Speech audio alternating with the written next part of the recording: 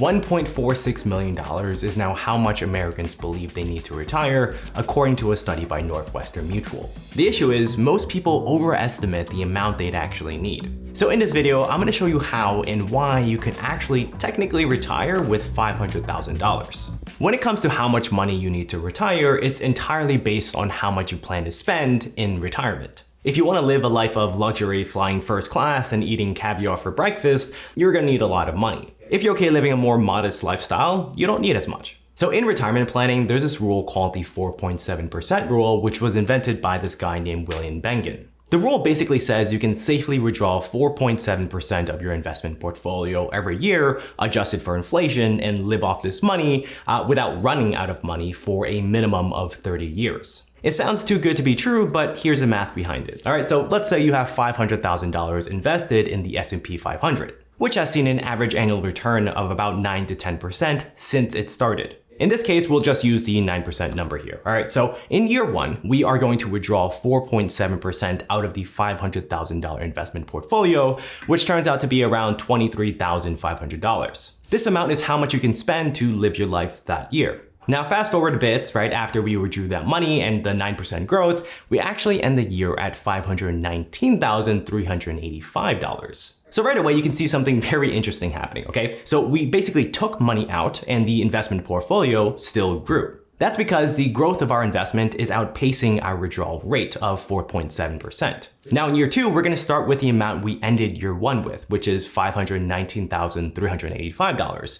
But this time, we're going to have to withdraw a little bit more than 4.7% because what you spent to buy groceries the previous years, right, in year one, is not going to buy you the same amount of groceries in year two. So in this case, we'll apply a 3% inflation rate, which is the average rate of inflation. So now we are going to withdraw $24,205 to live off of in year two. And then we end the year with our portfolio at $540,746. Now fast forward to year five, right? We're going to start year five with $584,829 in our investment portfolio. And now in year five, we're going to have to withdraw $26,449, which includes the rate of inflation in our calculation. Now here's where it gets super interesting. All right, so we basically started year one with $500,000, right? And after those multiple years of withdrawal, in the fifth year, we still end up with $608,636 in our investment portfolio, which is about a 22% increase, again, even though we consistently pulled money out every single year.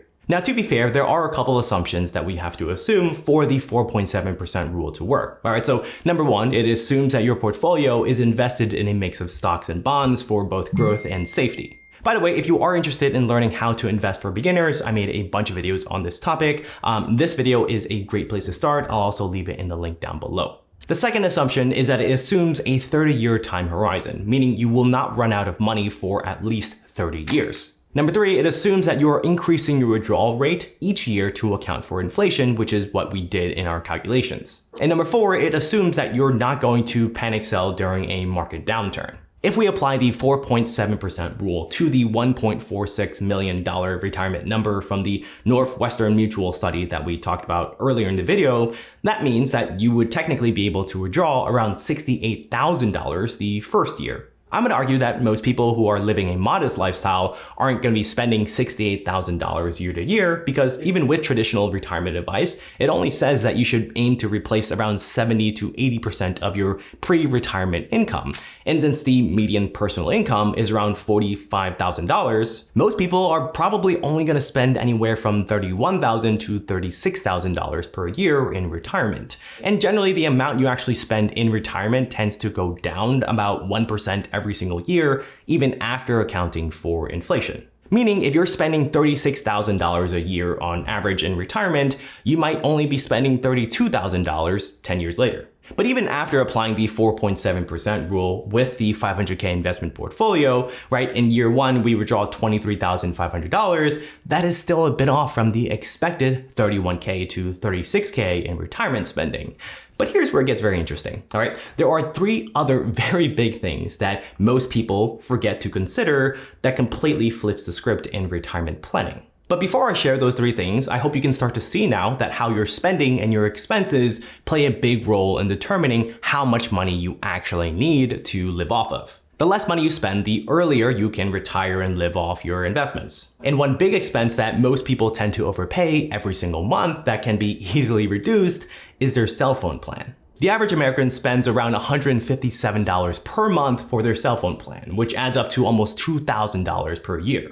If you want to easily cut the average phone bill of $157 per month to just $25 per month, well, thanks to today's sponsor, Telemobile, they make it super easy. If you love saving money like me, switching to Tel's plan with unlimited data, unlimited minutes, and free text can save you, on average, $132 every month, and you get coverage on America's largest network. That's $132 saved that you can invest with to build wealth, or get $88.50 hot dogs from Costco. If you want something even more affordable, you can get unlimited talk and text and 5 gigs of data for just $14 a month, or you can build your own plan and pay for what you actually use. Like just $9 a month for 2 gigs, 500 minutes, and unlimited text. There's no contracts, there's no fees, and there's no strings attached. You keep the same phone, the same number, and you can set it up from your bed. If you're like me and you love a great deal, I'll leave a link to Telemobile in the description down below. By the way, Telemobile has a Black Friday deal offering their unlimited plan for just $15 for the first 3 months. Alright, so what are the 3 big things that most people completely overlook? Number 1, and I'd argue this is probably the most important one, and this is tax efficiency.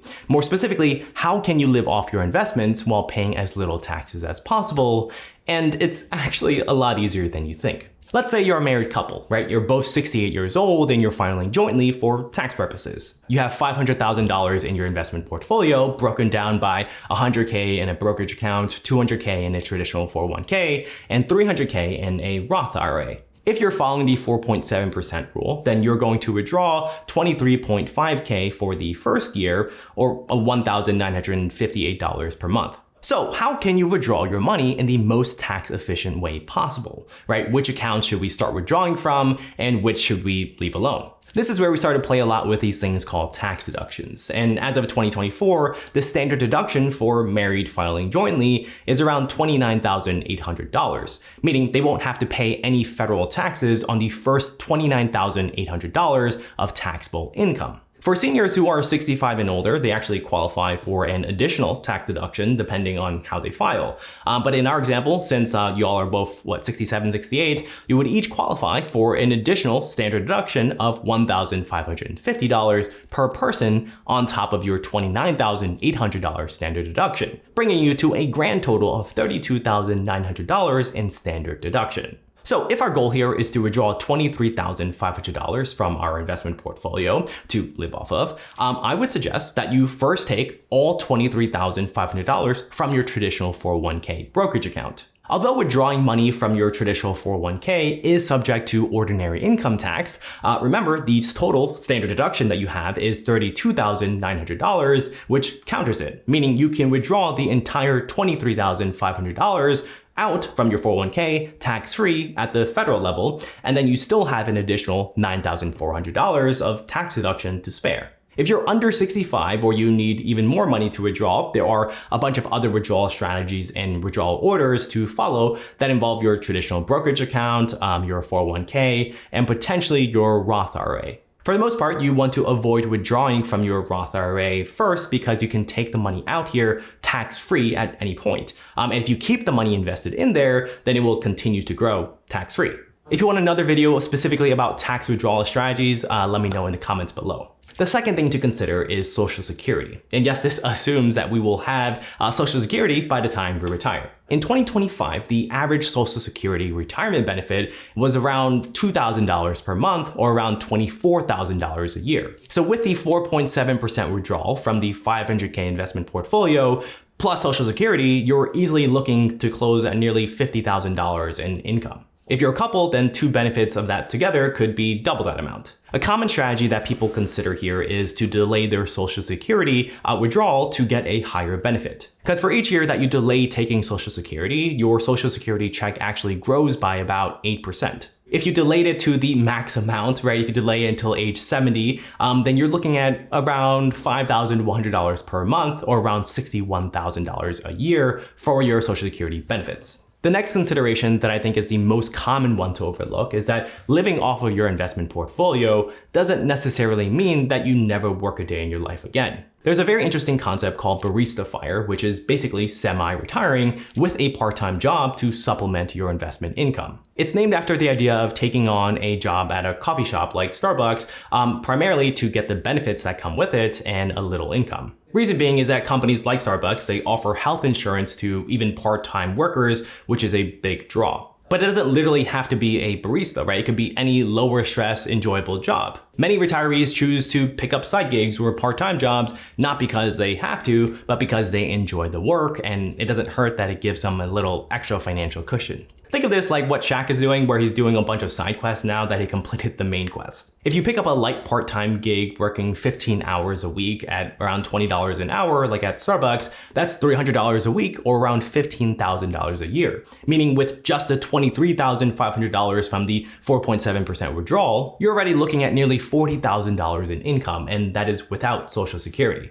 Now, the $500,000 number is definitely a lot more attainable than the $1.46 million from the Northwestern Mutual study, but I want to show you that you can actually get to that $500K number a lot faster than you think, no matter how much money you earn. So this is basically a retirement calculator that you use to find out how close you are to achieving a certain amount of money. You can use any calculator that you find online. This specific one is from Millennial Money. Here you can see that even if you earn the median personal income of $45,000 a year, if you have a 60% savings rate, you can still retire in about 12 years, even if you start with $0. But as soon as you lower your savings rate to 20%, the time it takes to retire is going to double to nearly 24 years. At a 5% savings rate, that's again going to double and take you 41 years to retire. In 2025, the average US savings rate is around 4.6%, meaning it can be pretty tough to achieve the 500K number if you are treating your finances like the average person. Now let's say you make $90,000 a year with a 30% savings rate and you currently have $60,000 invested. This means that you can live off your 500K portfolio in about 10 years. I think it's pretty interesting and sometimes pretty motivating to play around with these calculators to see what are some things you can tweak and change to speed up your chances of living off your investment portfolio. My advice is to first focus on increasing your savings rate, because even a 5% incremental increase in your savings rate can shave many years off. Try to see if you can increase your savings rate by 5% every month or every quarter, and then once you reach your savings limit, like you're not able to cut any more expenses or find any other alternatives, that's when you want to prioritize increasing your annual income. Which leads me to something that you've got to start accepting, and it's that even if you're trying your absolute hardest to save, sometimes it might still feel like you're not saving enough. And that might be because you don't know these 7 ways to save money so fast that it feels illegal. Click here to check it out.